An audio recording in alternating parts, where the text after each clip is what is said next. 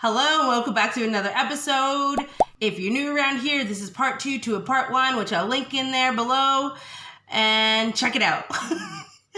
Check it out before you watch this video, because this was supposed to be one video and it's way too long. So I broke it into a 2-part series. So definitely, if you haven't watched part 1, you definitely want to do that before you dig into part 2. In part 2 of this self-worth series, we are going to be talking about the tips and little challenges that you can take away into your life and start taking baby steps towards increasing your self-worth.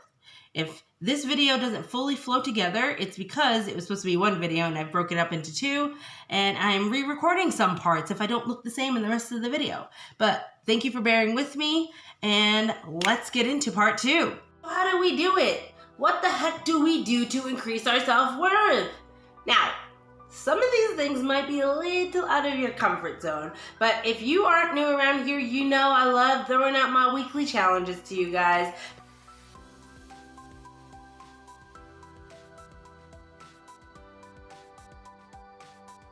And take you closer towards the person that you want to be.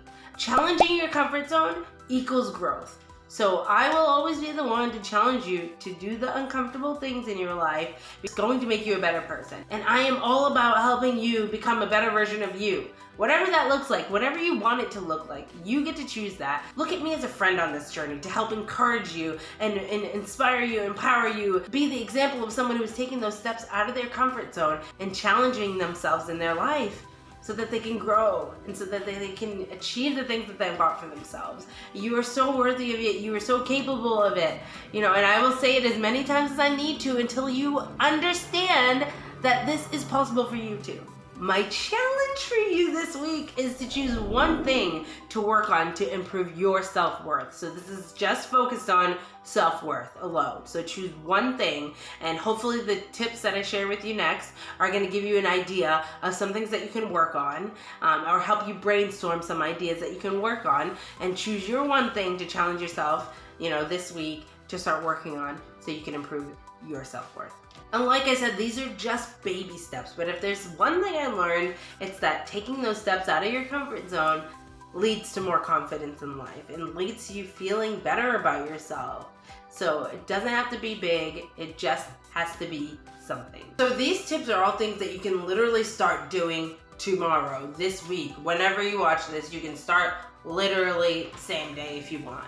The first one is becoming more comfortable on your own. I know this one scares the crap out of a lot of people, and it scared the crap out of me before I started doing it. And when my last relationship fell apart, I was so uncomfortable on my own that it was actually ridiculous. And I forced myself out of my comfort zone. I forced myself to take myself on dates. I went to the movies by myself. I would take myself out to lunch. And you know what? I actually started to fall in love with it. And I still am in love with it to this day. And I believe that it is actually a huge part in having a thriving romantic relationship. But we will save that for another day, because that is a whole other conversation.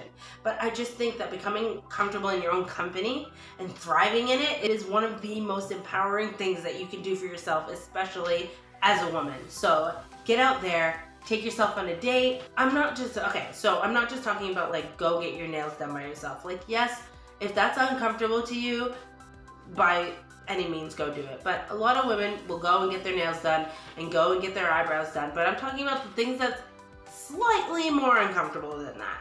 Go to the movies by yourself. After you get your nails done, go to a restaurant or a cafe and buy yourself a meal and sit down and enjoy it. Enjoy it, people watch. Don't sit on your phone all the time, the whole time. Just enjoy it. Enjoy it and embrace, this is me, being comfortable in my own skin. It's such an uncomfortable thing to do. If this is something that you find is so weird or uncomfortable, it's going to be hard to do. If you feel a little curious as to how you'll feel doing this, I encourage you to try it. Just try it once, see how you go, and I would love to hear in the comments how you went. Okay, second one is setting strong boundaries. But not only that, setting strong boundaries and actually honoring them. Because it's one thing to set the boundary, but it's another to actually implement it and honor it when people start to challenge those boundaries. And that's where it can be a little bit uncomfortable. You have to actually put your foot down, girl. Yeah, That's right. A lot of people aren't going to like when you've set boundaries for yourself, especially people in your life that are trying to take advantage of you not having strong boundaries. And that is a whole other conversation for another day as well. But having stronger boundaries and honoring them, because you are worth honoring them. You can set boundaries in so many areas. Your body, your home, your workspace, your personal things. You get to decide, where you need those firm boundaries, and you get to decide how often you enforce them. And like I said, this is going to be uncomfortable. That's the whole point of this list, sorry. But just don't forget that you are so worthy of having strong, healthy boundaries in your life that are gonna help you live better and feel better in your day-to-day. Number 3, do things that bring you joy and do them often. So making more space for the things that bring you joy. For me, I love watercoloring, and that's something that I took up over the last couple of years. It is something that brings me so much joy, and it's me time, and it's me connecting with, my artistic and creative side, and, obviously my YouTube is that as well, but doing things that bring you joy and making space for them, not just writing them off, putting them in the calendar and locking them in as something important, I think is so important. It's easy to be happier and positive and feel better about yourself when you're doing more things that bring you joy internally, especially if it's on your own. Do you like crafts? Awesome, get yourself a new project to work on, connect with yourself, bringing yourself more joy.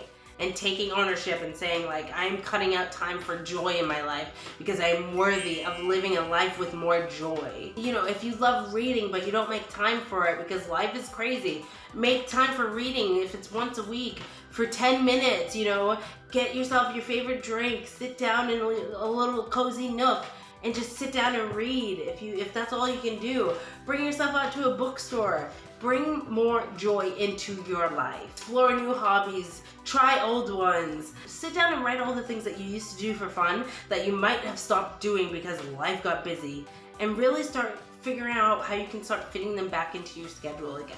Lean into the things that bring you joy and make you feel happy. Get out there and create a life that you love and that you look forward to and that you feel worthy and deserving of having. Now the next one is another one that I'm very passionate about. Looking after your body, physically and mentally. Those little habits of self-care, the movement, the nourishment, looking after your mindset, they all play into this. And don't even get me started on how our gut is our second brain and how important it is to fuel ourselves with nutrients and nourishing food. And of course, I believe that there's a time and place for all foods, but our gut is our second brain. And what that means is that the things that we are actually eating are impacting our mindset and our mental state and our mental health. And I am a firm believer in mental health over everything, baby. So looking after our body, physically and mentally, is really going to impact the kind of thoughts that we're having. And I encourage you to go look more into our gut being our second brain and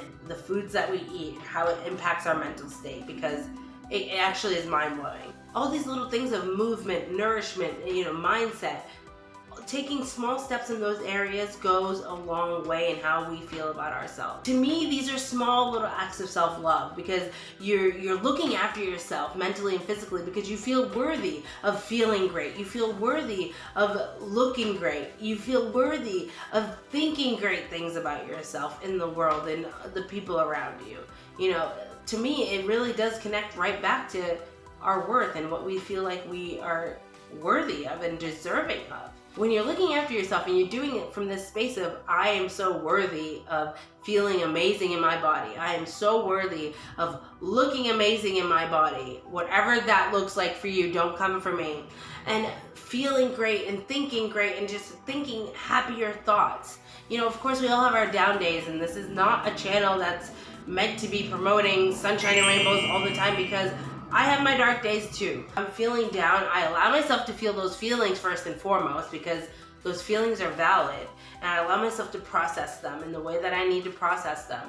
And then I do things to make myself feel good. Now, I believe focusing on these areas of movement, nourishment, and mindset, you're gonna start feeling better, slowly but surely. If you're taking these small steps in these 3 areas, you're going to start feeling better. You know, whether that is trying a new recipe once a week, going for a small walk before dinner to just watch the sunset and soak that in. Maybe it's journaling for 5 minutes a day before you kick off the day or at the end of the day, you know, to really just get your thoughts out and to help you process your emotions. Maybe it's just getting better sleep and going to bed earlier, even if it is just 10-15 minutes earlier, and then you can slowly start to increase that if that's an area that you feel like you need to work on and that would help you thrive better. It's the small daily habits that add up in the long run. And if you aren't looking after yourself and you're just treating yourself like crap and fueling yourself like crap, well, you're gonna feel like crap, and your thoughts are probably gonna be crap, and your circles are probably gonna be crap.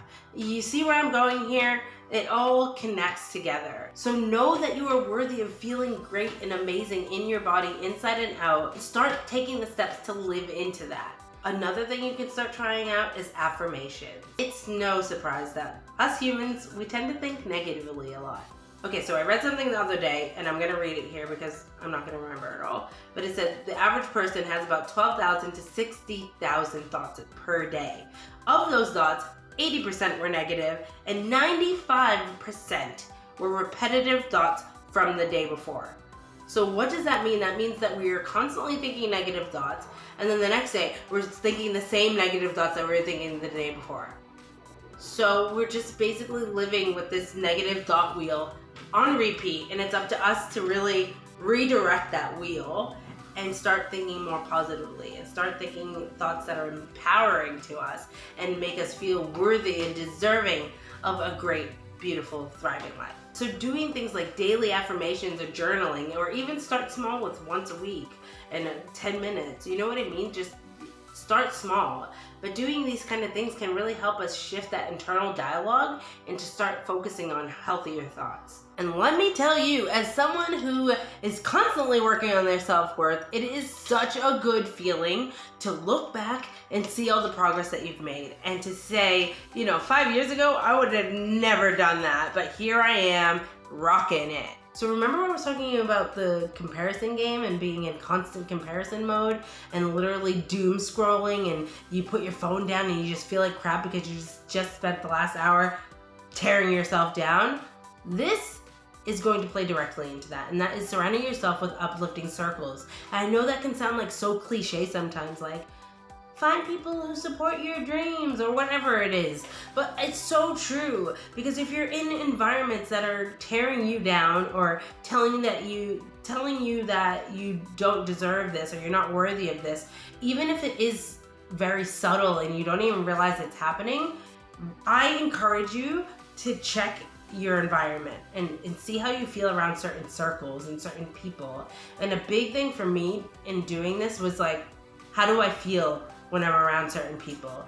Do I look forward to it, or am I trying to get it over with? You know, am I excited to tell these people about my goals and achievements, or do I feel like I have to dim myself and shrink myself to make them feel more comfortable? These are clear signs, and this is your gut talking to you, telling you that there is something off here, because your circle should be lifting you up. Your circle should want to see you win. Your success is not related to their self-worth.